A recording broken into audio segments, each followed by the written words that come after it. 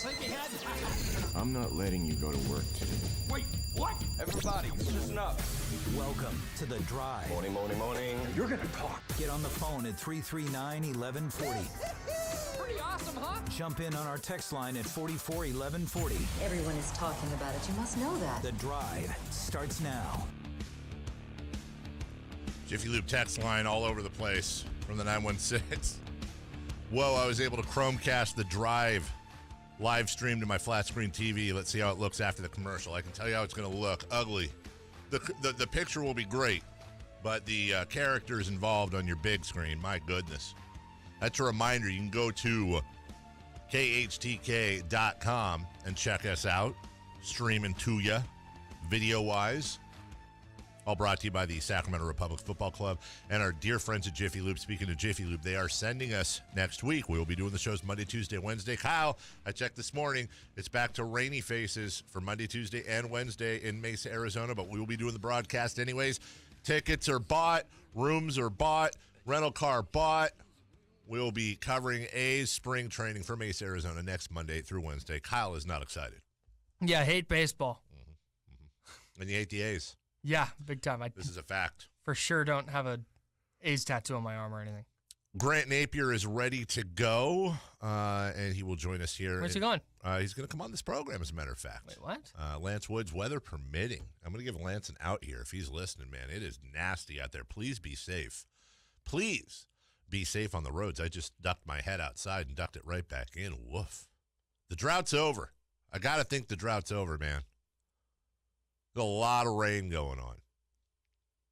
Grant's going to join us, and we're going to talk about your Sacramento Kings tonight. They take on the Boston Celtics pregame, 6:30 tip-off at 7, right here on the Sporty 1140. We've been talking all morning, off and on, about whether or not it was a good or bad thing that the Celtics blew out the Warriors last night. I don't like it. The Celtics, that line keeps climbing, by the way. I think a lot of money's going on Boston right now. The line is up to 2. Boston favored by 2 tonight. My guess is that's going to be around 2.5 or 2.5 by the time we tip off. The Nuggets will visit the Lakers tonight, trying to look and see. Yeah, there we go. The Spurs are in Atlanta taking on the Hawks, and that's really the one you want to watch. Spurs are favored by 6.5 in that game. They should probably win, but Atlanta has been surprising some teams as of late. Trae Young is really finishing the season quite strong, so you never know there. You never know at all, but we will be all eyes on the Kings tonight. In my opinion, Kings play like they did versus the Knicks. They're going to come away with an L tonight, but Grant Napear might have a different thought. He will be out doing his broadcast with Doug Christie at 3 o'clock later today, leading you all the way into tip-off at 7. Good morning, buddy. How are you? I'm good. How are you doing? I'm doing good, man. I got a little bit of a taste of what you guys do on game days. I was out there when you started your show the other night because of my daughter's little national anthem thing, and my goodness, man, there's a lot of time when you're basically in that arena, not by yourself, but the amount of production that goes into everything before the game was pretty interesting. It's pretty amazing. I mean, and we got a chance to do that in every arena pretty much in the league, except for on the East Coast because we're preempted because of the early start times. But, you know, each arena has their own schedule before the game, and it's pretty interesting to see all the work that goes in before the fans even get into the arena. It starts early. It even starts sometimes before 3 o'clock when we go on the air. But it's pretty much nonstop for about 2 hours before the players actually come out and start getting their share of workout in. And normally, you know, a lot of arenas like to have everything done by 4:30 for a 7 o'clock game, but sometimes it goes up to 5. But, yeah, it's pretty nonstop, isn't it? Yeah, honestly. And you know why I was out there. Listen, we've known each other a long time. I can take it. So be honest. Your thoughts on the national anthem that evening? I told you already it was great. I liked it because they only rehearsed it one time. Yes. Sometimes, which is perfect when I'm in the middle of doing my radio show. So that was great. They were fast. It was a classic rendition of the national anthem with the band. There was no nonsense. It was good. It was well done. And honestly, I hear him every night. I thought that was a great job. Absolutely great job. The Mom and Avery are in the car right now listening. That's why I set you up for that. So, well, no, I'm not kidding you. They were really good. I was like, wow, they were really, really good. They were one of the best of the year, and I really mean that. I mean, we get 41 a year, and I would put them in the top 5. True or false, if the Kings play tonight against the Celtics the way they played against the Knicks, they're not going to win the ball game? Yeah, they got to play with more energy. They got to be more focused. Now, the passing was excellent the other night. Yep. And I was thinking about this. They've been in so many incredibly tight games against upper echelon teams. I just think that they didn't have the pizzazz, the swagger that they've been showing. But I expect them to have that tonight because they know full well, especially after watching them destroy the Warriors last night, they're going to need an A game. And the part of that is if the Celtics bring their A game and the Kings bring their A game, the Kings will still lose because Boston has better players. But I'm not so sure Boston can play as well as they did last night. They were pretty much flawless last night. I mean, they were – I don't know if they can play any better than they did last night. Well, and feel free to tear down my logic here, but I came in this morning – that is not what I wanted to see last night. I thought that was about the worst possible thing for the Kings. I did not want to see Boston get their confidence back. I did not want to see Boston win, and I certainly didn't want to see them win by 33 where they could sit their starters in the fourth, which is a big part of a back-to-back. I thought last night was really bad coming into tonight's game if you're a Kings fan. Do you think I'm off? Yeah, I think you're wrong for this reason because I don't think it's about anyone else other than the Kings, and I think that in order for the Kings to make the playoffs, they're going to have to win a minimum of 13 games. In order to win 13 games, the Kings are going to have to be the team that we saw against Oklahoma City. They're going to have to be the team that we saw even though it was a loss against Golden State. They're going to have to be the team that even though it was a loss was against Milwaukee. They're going to have to play at that level to win 13 games. And in my opinion, the Kings need a win tonight against a good Boston team so that when they hit the road beginning Saturday in New York, they got that swagger back. They got that confidence back like, hey, you know what? Doesn't matter. We can beat anybody in the league. I think they need that momentum.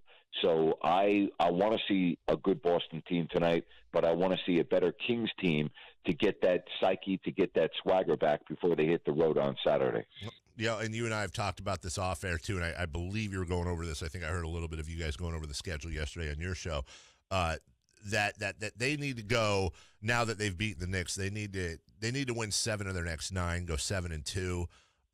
You're probably getting. I mean, we're both guessing. I think we're getting Bagley back that first home game Sunday the 17th, and again, that's a total guess.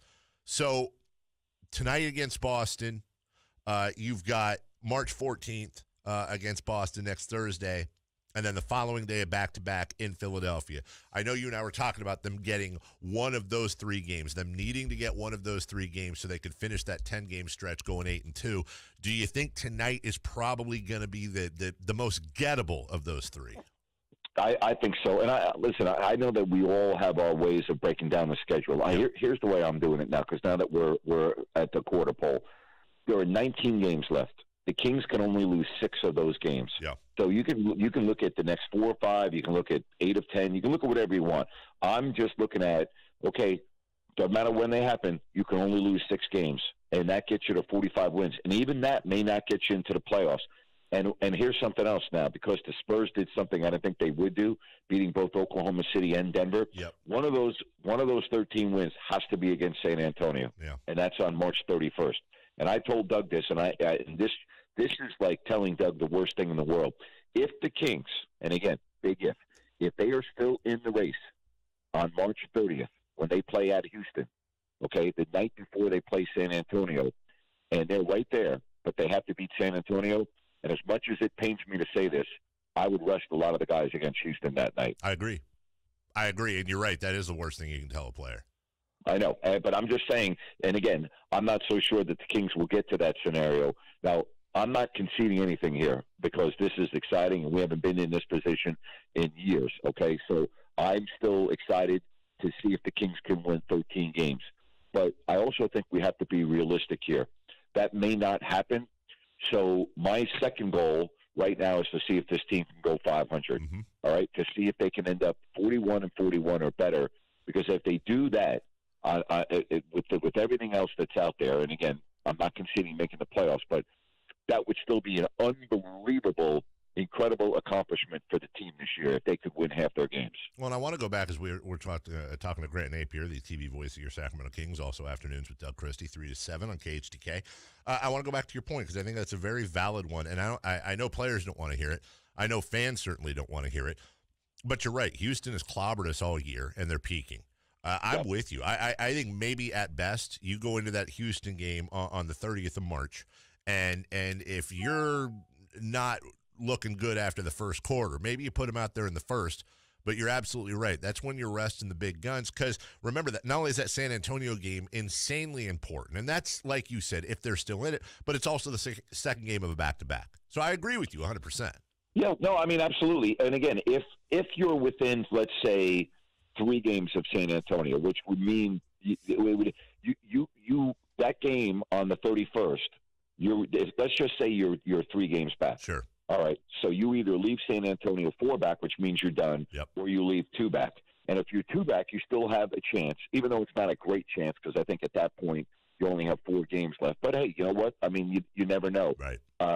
You got to win that game, and your best chance of winning that game is with a fresh team. Again, I only brought that up because you were talking about the schedule, and I've already looked at all these things. But again, let's see if the Kings can still be with.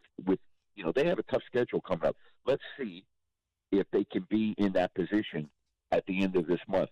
If they lose tonight and they lose 2 of the 4 road games or 3 of the 4 road games, it's not going to matter. It's a moot point. Right. They won't be in it. I mean, you can only lose 6 more games the rest of the way. Pick any 6 you want. Doesn't really matter. But that's it. You can't lose any more than 6 and still make the playoffs. Yep, 45. I agree with you. 45 is the cutoff, and if you can't get that, like you said, if this team finishes at or above 500, that is a good secondary goal, and we would have all been drug tested back in September. Yeah, absolutely. No question about it. Grant Napear joining us. All right, so Bagley's going to be out. Harry Giles has stepped up quite a bit, and you know me, I get ahead of myself sometimes. I completely admit that. But part of me would love to see what would happen, especially in this stretch where Bagley's out, another 6 games. I wouldn't mind seeing – I know Yeager's not going to start Giles. But do you think Giles is ready and deserves grabbing somewhere around 30 minutes here? Has he gotten to that point yet, or do you still think that's a bit dangerous? No, I don't think 30 minutes is a problem as long as he's not in foul trouble. Sure. I think he's playing well enough. He still has a tendency to get some of those cheap fouls, and but no, I don't think it's unrealistic to say that he could play 30 minutes. I mean, he's physically able to do it, in my opinion. His skill set is proving that he's effective on both ends of the floor. A lot would depend on who is he guarding on the other end of the floor, because physically, he is being out-muscled by certain players. Like you don't expect him to be able to go in and guard a Montrezl Harrell like they tried to do against the Clippers the other night. Or I think a lot depends on who the matchup is. But I love what I've seen from Harry the last 3 games. I mean, he's been one of the Kings' best players. He has been a huge lift off the bench. And again, that's another reason why I think everyone is so excited about the future of this team. When you look at the core, he's very much part of the core, and he's only going to get better. I mean, look at how much he's improved already this year. He's going to be a fun guy to watch here in the final 19 games. But yeah, I don't see, based on fouls and matchups, I don't see why he couldn't play close to 30 minutes on some nights.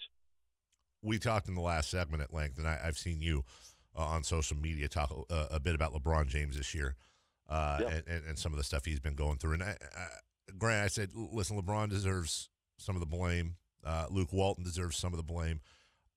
I find it real troubling that Magic Johnson seems to be skating through this whole thing, and I think he deserves the most blame out of anyone. I agree. Do you think he's put it another way that I think will hit home for you, too. I think if Vlade Divac was the GM of the Lakers and made every single move exactly the same that Magic Johnson had made, I think he would have been fired 6 months ago. Yeah, you're probably right. I think that Magic has a long rope, because let's face it, he is a guy that is one of the greatest Lakers of all time, one of the great people in all of Southern California. I mean, who doesn't love Magic Johnson? Absolutely. Right? I mean, who doesn't love Magic? I mean, even I from Sacramento have affection for Magic, the basketball player and the person, because he was so easy to root for, even though he played on the Kings' biggest rival. I mean, I love Magic Johnson, but he's now running a business, and to this point, he's doing it poorly. Now, does he have 100% of the say, or does Rob Pelinka have, some of the say, or does Jeannie Buss? I mean, I don't really know when it gets right down to it. Who has the final say in that organization? Is it Magic? Well, if it's Magic, he's made a lot of bad moves since he took over control, if that's what he has, of that basketball team. So I don't disagree with that. I think that a lot of the moves that he's made have been horrible. I personally don't think that Luke Walton should be blamed for any of this. I don't see how this could fall on Luke Walton at all, but it will, and he'll end up losing his job, but that's the way the business works. I know I speak for you. I love seeing what's going on in L.A. I think it's great. I think it's fabulous. But it's not going to be fabulous if they get lucky and get Zion Williamson in the draft, But I love what I'm seeing. There's no question about it. I swear to God, if the Knicks and Lakers go 1-2 in this draft, I quit. I quit basketball. Well, you know what? I'm okay if the Knicks go 1, because I don't want to see the Zion Williamson in the West. He has to go somewhere. Sure. Put him in the East. Who cares where he goes in the East? Just to make sure he's not in the West. You might say that for the second best player in this draft too. And again, most people say it's a 4 or 5 player draft, but I'm okay if the Knicks get the number 1 pick. Why would Sacramento care about that? I just don't want that whole deal where you feel like it's rigged. And I agree with you. I think the Knicks have been down far longer than the Lakers. And as an NBA fan, I think the Knicks doing well makes the league better. It's not rigged. I mean, if it were rigged, the Lakers and the Knicks would have already had the number 1 pick in the last several years. When's the last time the Knicks got lucky in the lottery? The Lakers haven't had a number 1 pick. I mean, I don't think right. That's I know. Right? You know what I'm saying? What, Patrick Ewing? I mean, I'm trying to think, actually. I mean, you got to go back all the way to, what was that, 80 what? 3? 4? 3? 83, 84? Yeah, I mean, come on. Hey, speaking of New York, what's your guy Dave Gettleman doing? I don't know what Dave Gettleman's doing. I have no idea. Really disappointed in some of the moves that he's made. I don't understand why you do not tag Landon Collins, who's been he's 25 years old and has been a Pro Bowler, 3 out of the last 4 years, and is considered one of the best defensive players in the game. That makes no sense to me. Now, unless they feel that his injury from last year is going to be a chronic thing, which I haven't read that or heard that from anyone, I don't understand why you make that move. That makes no sense to me at all. But I always say I give somebody in management 3 years to show that they know what they're doing or they don't know what they're doing. Again, I'll go back to Vlade Divac. For the first 2 years, he was getting destroyed and ridiculed and criticized by everybody in the country, including here in Sacramento. And, now with that extra year, nobody's criticizing him because he's shown that he can put a team together. So I give Dave Gettleman, I'll give him 3 years the same way. Grant Napear joining us. Great way to finish off here. Grant, I asked Kyle this question. I'll ask you this question. Is the NBA pledging a fraternity, or are they just trolling their fans with players only at this point? I don't understand your question. Meaning, did they lose a bet? Did the NBA lose a bet? Is there something compelling them to do these players-only broadcasts? Oh my God. I'm sorry. Okay. When you said players, yeah, it's unwatchable, isn't it? I mean, it's just terrible. It's and you know what bothers me the most about these players-only broadcasts is, I'm on social media, not as much as you because you don't have a life and that's all you do. I'm convinced you're on social media 24 hours a day. Good point. I'm convinced that you wake up every hour on the quarter hour, like United Airlines going from New York to Chicago to look at Twitter. Have you seen, and I really mean this now, I'm not trying to be funny, or I'm not sure. Have you seen one person that has complimented the players-only broadcast and that they really like it? I asked that very question at 7 a.m. at the very end of our segment after we went off on it. Right. And I said, I just want somebody call in. I'll put you right to the top. Nobody called in. Nobody defended it. Well, okay, I did the same thing on social media, and I had hundreds and hundreds and hundreds of responses, and they were all negative. Okay, I didn't get one positive response. Not only did I not get one positive response, I had responses such as, I haven't heard from one person that likes it. I don't understand. It makes absolutely zero sense. And you can't tell me that the NBA is not hearing the same thing that you and I and others are hearing. I did this. Doug and I were on the road somewhere a couple of weeks ago, and I was ripping the players-only broadcast. And I had a caller come in and say that they were listening during our commercial break to a station in it was KNBR in San Francisco, and they were talking about the exact same thing. And the guy was blown away. He goes, "I can't believe that you're talking about it. During your commercial, I switched over, and they are talking about the same thing and talking about how bad it is." So I'll ask you, why is the NBA still doing this? It makes no sense to me. Well, I too put out. You and I have different styles on social media, obviously. I put out. I'm mature and sound educated, and I understand the difference. Go ahead. Well, how about this as an example that'll maybe make you change your mind? Because I put out, I put out a few different polls last night, and I asked people, would you rather watch players only or watch people vomiting on loop? 75% said they'd rather watch people vomiting. Oh my God! I then said, which would you rather watch, players only or a bunch of dogs humping each other? 81% said they'd rather watch dogs humping. And then finally, which would you rather watch, players only or your legs going into a wood chipper? 62% would rather watch their own legs go into a wood chipper than watch players only. What is wrong with you, dude? Seriously, what on earth is wrong with you?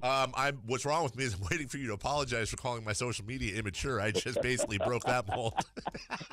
I mean, oh my gosh. Honestly, it's like I don't even want to. It's hard for me to even blame the athletes because they're just trying to do a job, and a lot of those guys are fine on color commentary. And you and I've talked about this, I think, before. I think Brent Barry, for especially for lack of experience. I watch him do play-by-play, and it doesn't make me cringe. I have a lot of respect for that. But why even put these guys in a position to do that, to just embarrass themselves? They're really proving a point how important the play-by-play person is to steer the ship. Yep. And if you had just somebody, and you wouldn't even have to do, like, normal play-by-play, but if you just had someone to steer the ship during the telecast, I believe that it could work. But the fact that they don't have anyone that even knows how to get in and out of commercial breaks, you don't have anyone that even is able to remotely keep the car on the road, it just doesn't work. It's just awful. It's just it's almost like the game doesn't matter. And if you have a really good game that's compelling, it makes it really difficult. I have absolutely turned off the games that were good games.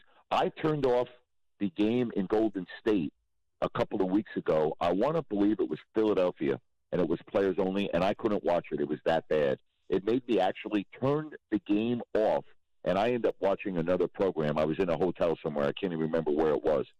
So I don't understand it. I think it needs to be looked at, and if they're going to keep the format, I believe they need a play-by-play guy. Not to do a conventional play-by-play, but to just steer the car, just to keep it on the right track. These guys are not able to do that. Speaking on the right track, we're out of time, so I'll leave you with this question. Which do you think would be more entertaining to the masses?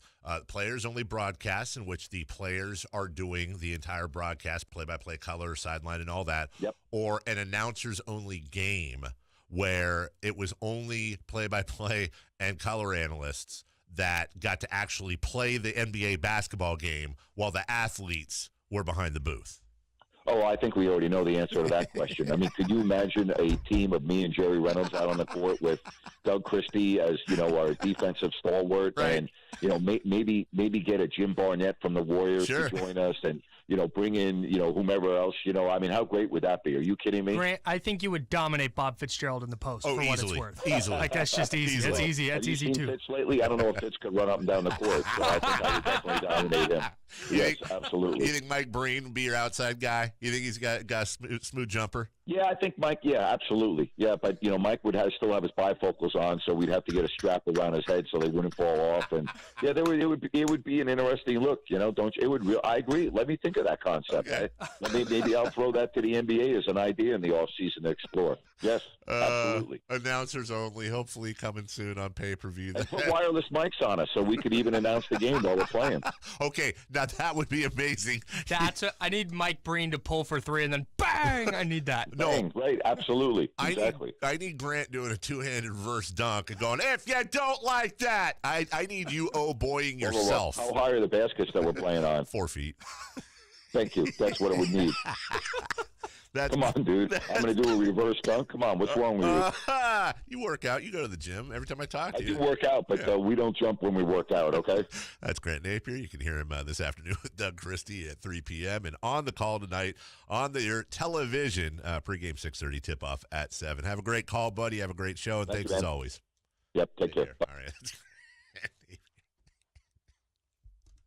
He would totally oh boy himself. Announcers only coming soon. We'll take a break. Doug Christie averages 50 in that league. I have easily. I think you actually have to take the ex-athlete. I think that's not fair. Like you have to take him out or something. Like it has to be like play-by-play only. Something like that. There you go. By the way, an overdrive topic for us. Who would your all starting 5 be of NBA announcers if this were to happen? Okay, I've got this. Okay, we'll take a break. We'll come back with that. I haven't heard from Lance Woods. I'm not sure if he's here yet. If not, that's totally fine. We got the last half hour covered right here on Sports 1140 KHTK. The Drive continues now. Yeah. You have something to say, Kyle? Yeah, dude, we're giving away Steve Miller Band tickets right now. I told you guys earlier, set your phones for 8:35. So call in now, 339-1140, 1-800-920-1140, and win a pair of tickets to see Steve Miller Band and very special guest Marty Stewart and his fabulous Superlatives at the Lake Tahoe Outdoor Arena at Harvey's on Saturday, August 24th. I'm going to take care of that right now. Sing, ding, ding. Everybody at home. Sacramento. Tonight. Sacramento. Against Boston. Sacramento. Gonna win. That was said earlier. Well, I mean, I got a positive mental attitude. I mean, I'm going in it tonight.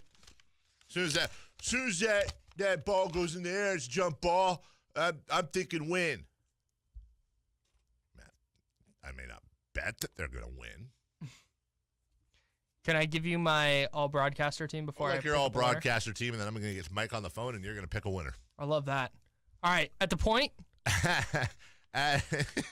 Hold on. I should.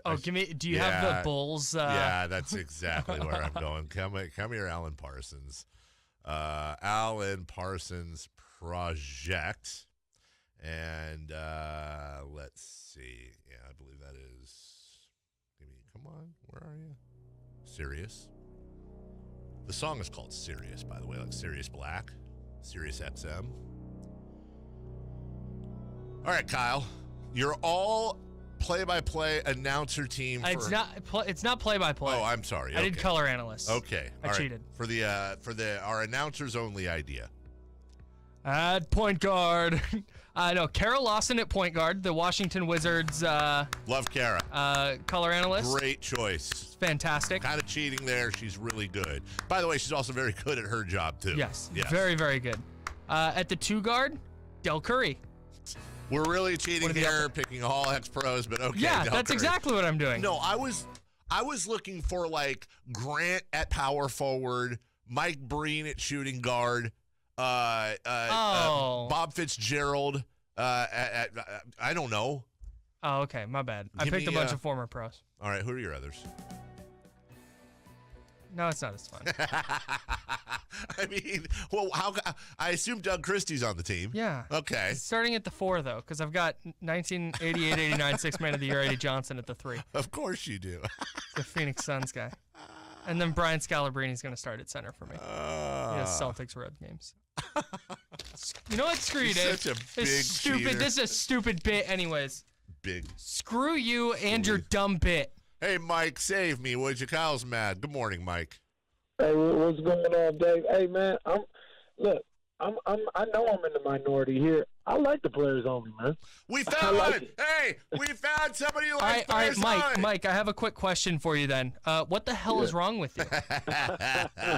Now, look, don't get it confused. Don't get it twisted. I'm not saying it's like a good professional product. Like, I'm not saying it's on par with that, but I like it. Like, I like to hear from the guys who have played the game, and the girls, again, Candace Parker, who have played the game before and their perspective on it. Like, yeah, it's missing a driver. Like, yeah, it needs an announcer or whatever. But I like that. I'll tell you this. I like listening to players only 10 times more than I like listening to Boss Fitzgerald. He's garbage. Like, he sucks. You know what I'm saying? If it wasn't for Jim Barnett, that would be completely unlistenable. Well, Mike, first off, I commend you being the guy who likes players only. We found one. And I will say this, and then we'll move on because somebody got mad at me for talking too much about players only. There is a place for it. I do enjoy hearing people that have played the game bantering back and forth. I don't know what that was. I do enjoy that. Okay, hold on. What is on? I do enjoy that. But I think there's a like, make it a separate alternate channel. Let me give you an example. You know when Players Only works? You know when Players Only works the best? There's something called Players Only. It's called the TNT Studio Show with Charles and Kenny and Eddie Johnson. Oh my God, Kyle, Eddie, TNT. Why am I blanking? Jay? Ernie Johnson. Yeah, not Eddie. Eddie Johnson. Ernie. You idiot. I'm such a fool. He said Eddie Johnson earlier. Yeah, big difference. So, yeah, big in difference a lot of ways.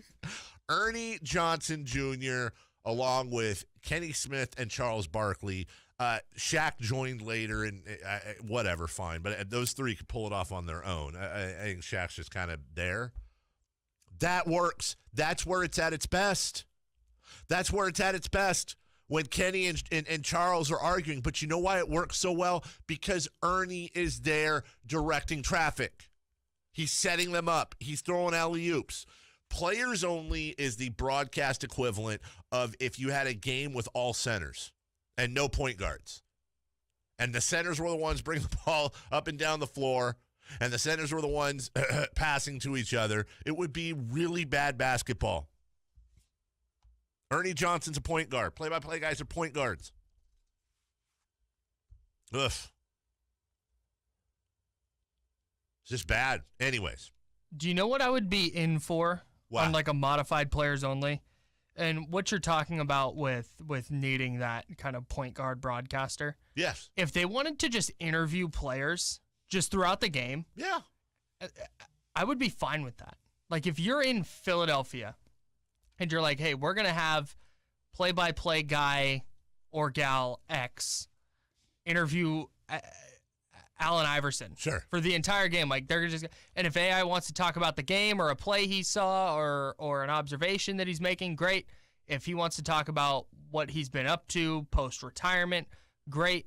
It's just basically like a 2.5 hour podcast with former NBA players. Fine. I'm all the way in on that. And what's KG's thing that he does? Area 21. That's what I think they were trying to replicate with games on, and it just doesn't work. That's very enjoyable to me. His thing. Area 21's awesome. Very enjoyable to me. But from the 209, these are our texters, Kyle. Dave, can you please do your impression of Kyle but sounding like Kermit the Frog? What? Is he saying do an impression of Kyle as Kermit the Frog?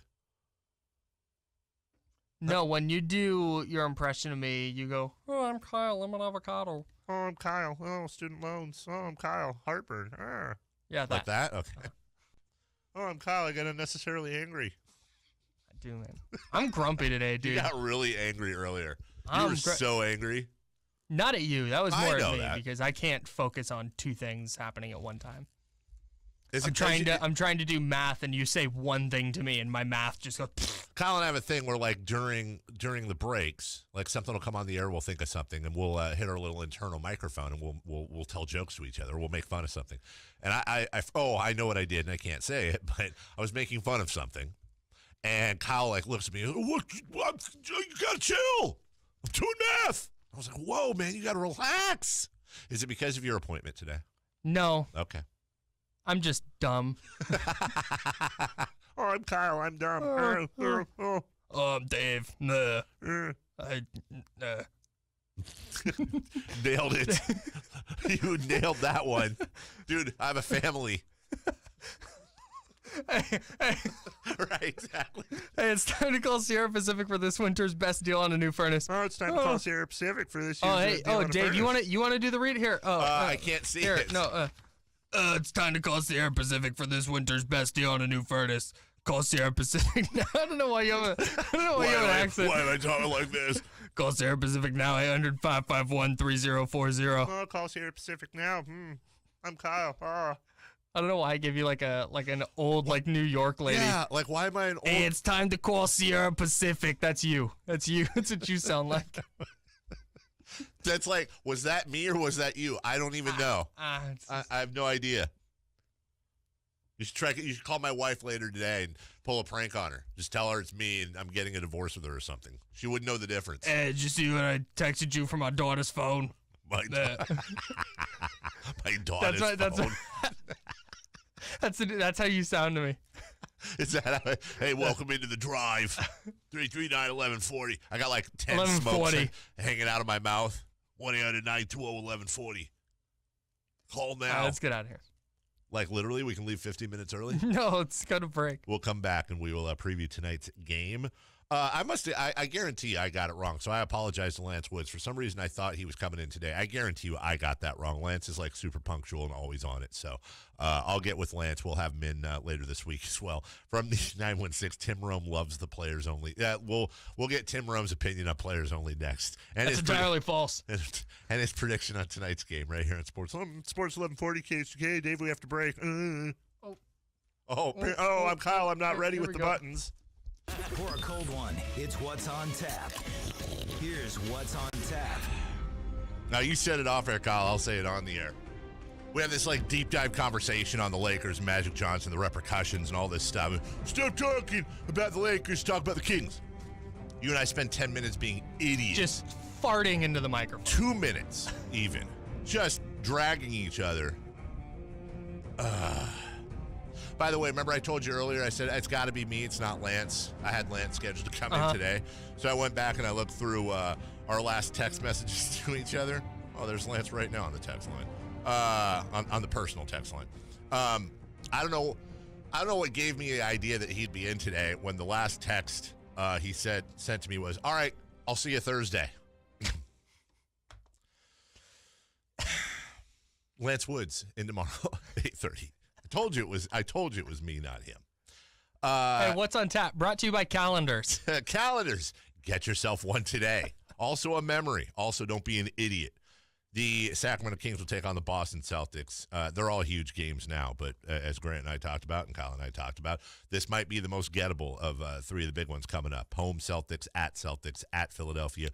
Boston coming in off of a 33-point victory, the worst loss Steve Kerr has suffered at home in his tenure as Golden State head coach. The Kings coming off their victory over the New York Knicks, 32-31 for Sacramento, 39-26 for the Celtics. Celtics currently favored by 2.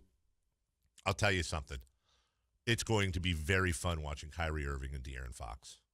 That is going to be a very fun thing to watch. Yes. I hope. If Kyrie Irving comes out and trashes De'Aaron for 35 and 15 and De'Aaron has 10 and 5 turnovers and 6 fouls, that would not be fun to watch. But I think it will be very fun. I think De'Aaron's going to be very, very fired up for this one. I think so too. In the meantime, it is that time. In fact, we're a little late on the dial. Let's get to our good friend Kyle Madsen and today's Coors Light Cold Hard Fact. It's time for the Coors Light Cold Hard Fact of the Day. Here's Kyle Madsen.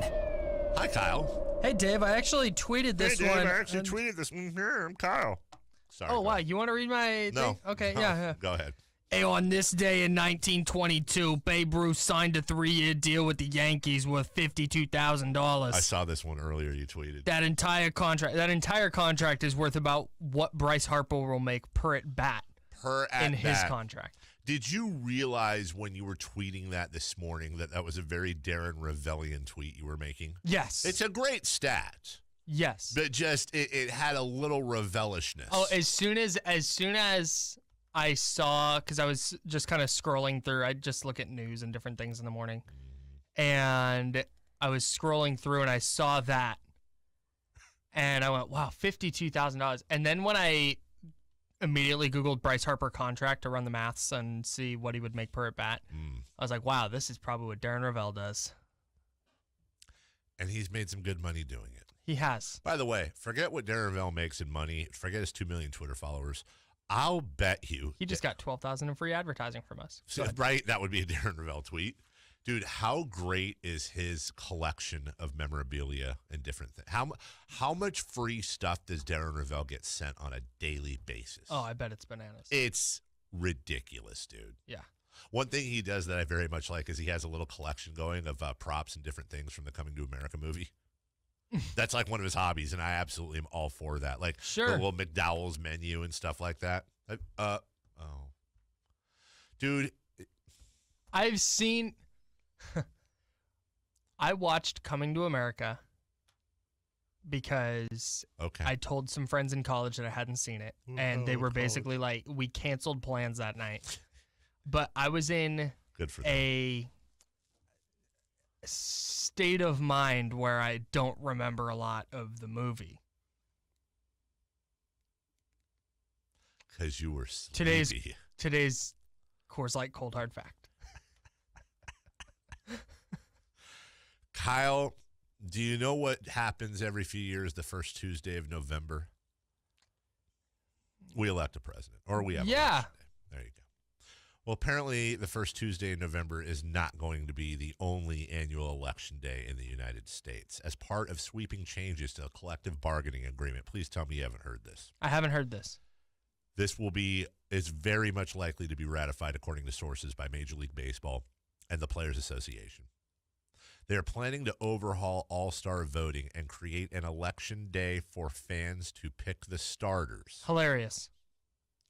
They're also discussing increasing prize money for the Home Run Derby in hopes of convincing the game's biggest stars to participate.